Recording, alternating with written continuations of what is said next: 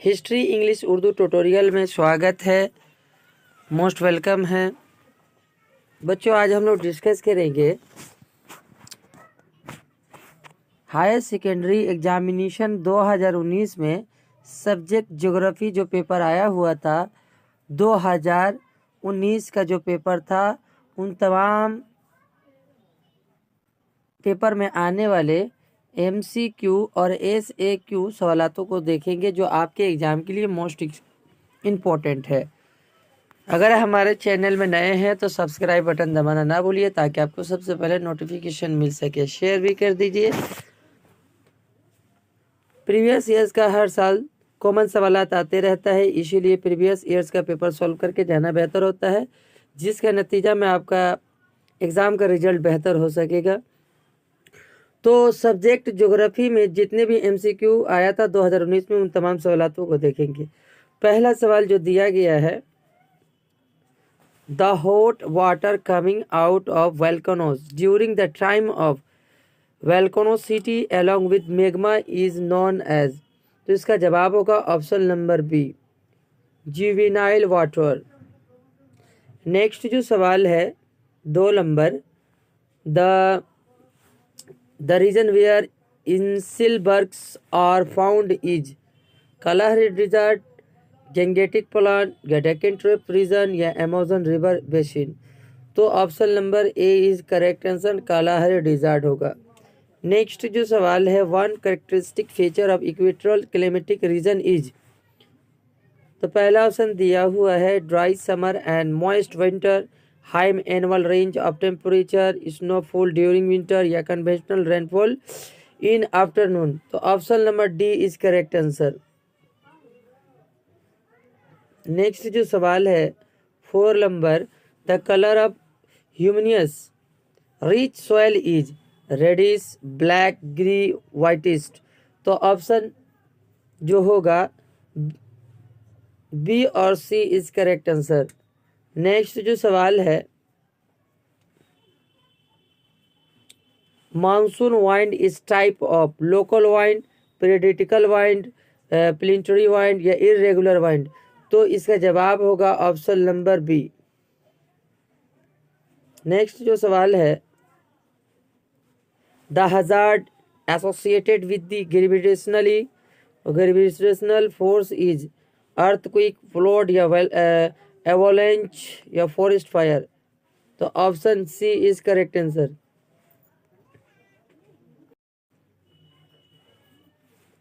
Seven number जो सवाल है, the agriculture system in which millet is the major crop is humid farming, dry farming, shifting cultivation, commercial gardening. तो option number B is correct answer. Next, the least cost theory of industrial location was propounded by August Losch, Alfred weber या George Renner या EW जिमेरिन।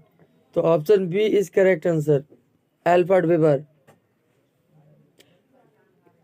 अगला सवाल है, which of the following cities of India are connected by golden cathedral, Delhi, Mumbai, Kolkata, Bangalore या दिल्ली, मुंबई, हैदराबाद, कोलकाता या दिल्ली, मुंबई, चेन्नई, कोलकाता, पोरबंदर, दिल्ली, कोलकाता, चेन्नई। तो option C is correct answer, Delhi, Mumbai, Chennai, Kolkata. Next 10 number जो सवाल है, isolated and almost disconnected small rural settlement is known as hamlet, village या मूजो या town. तो option A is correct answer. Next जो सवाल है, the major iron ore producing region of Chhattisgarh is Guru Mohan Singh, Dalli राजहारा या बाबा भौदन हिल या कुरबा। Option B is correct answer. Next जो सवाल है 12 number, the word grade was first used by J.K. Gilbert, W.B. Thornberry, Arthur Humans या W.M.B. Davis। तो option A is correct answer.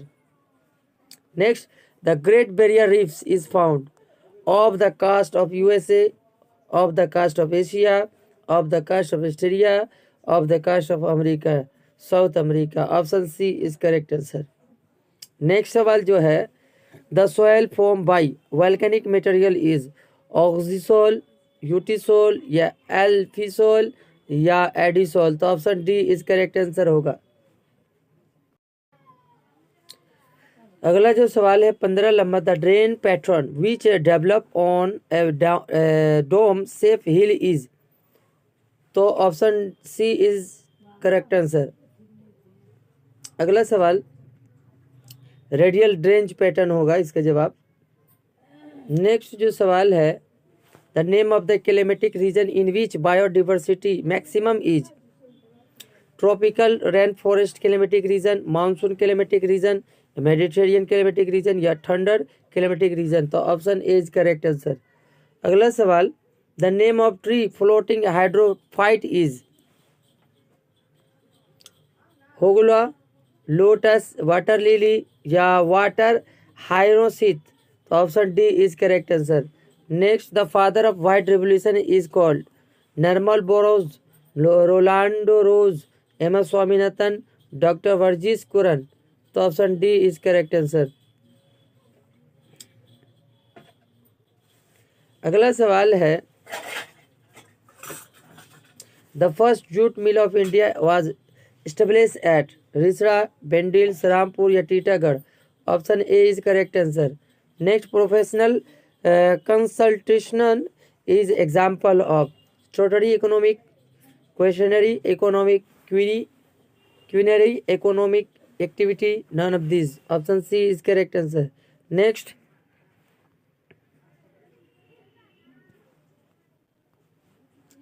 According to the census 2011 in India ratio become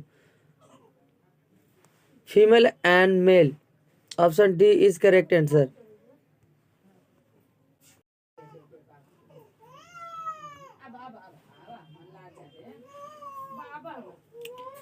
ACQ में जो सवालात आया था उन सवालातों को देखेंगे। तो पहला सवाल है, what is the population explosion? 20वीं सदी में आमद व रफ्त व सनत व हरफत व ज़राअत वगैरह में तरक्की की वजह से दुनिया के ज़्यादातर मुल्कों की आबादी तेज़ी से बढ़ती जा रही है। आबादी की इस तेज फुरतार से बढ़ने को ही पॉपुलेशन एक्सप्लोशन कहते हैं। अगला सवाल, what is dry point settlement? वो बस्ती जहाँ पानी की सप्लाई नहीं होती है और ना ही सैलाब से मुतासर होती, ड्राई पॉइंट सेटलमेंट कहते हैं।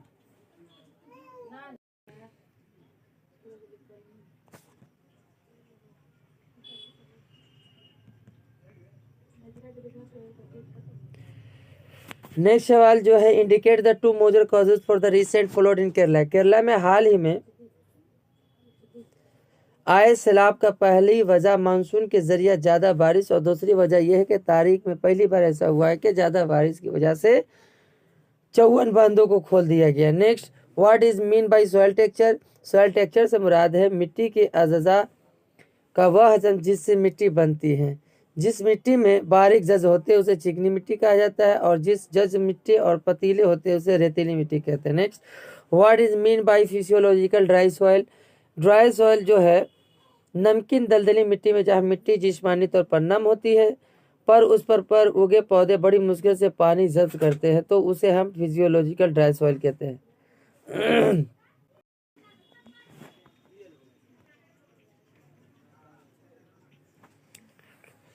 5 नंबर सवाल है, which types of physical environment suitable for the growth of होलोफाइट्स?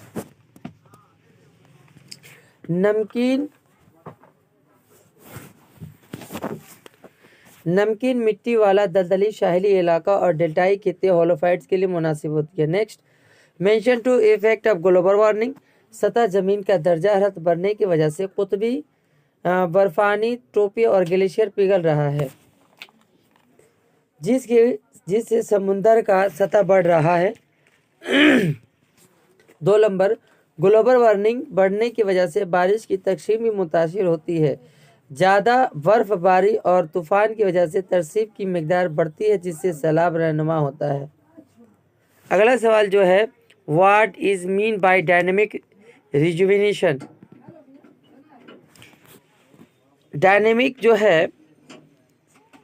Dynamic rejuvenation से पहाड़ी तामीरी अमल के दौरान जब जमीन का वह हिस्सा जो ऊपर उठता है तो नदी फिर से सीधे खड़ी ढाल से नीचे गिरने लगती है, जिससे निचली कटाव फिर से शुरू हो जाता है। इसी को कहते हैं।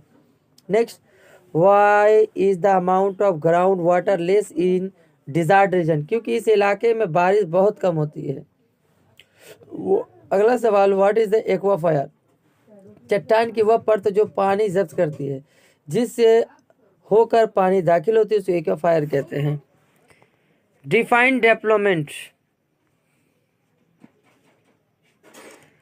माशी तरक्की एक कशरे अमल है जिससे माशी समाजी सिस्टम और कौमी तंजीम में तब्दीली आती है।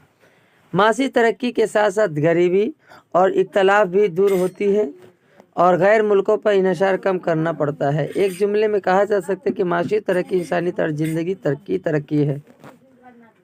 अगला सवाल, why is Bangalore call electricity of India?